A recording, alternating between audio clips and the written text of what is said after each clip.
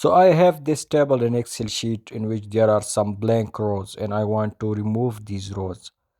If I want to do it manually, obviously it will take a lot of time and effort as I have to select every single row and then delete it or hide it. But with the help of a simple formula, it could be done within seconds.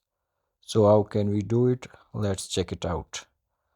So first we have to select these two columns in which we want to hide the blank rows.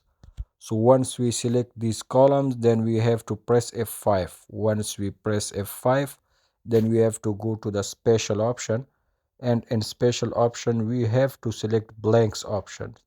Once we select it, then we have to press OK. The moment we press OK, all the blanks rows will be selected. Now if you want to hide it, there is one simple shortcut for it, and that is Control 9. Once we press Control 9, all the rows will be hidden.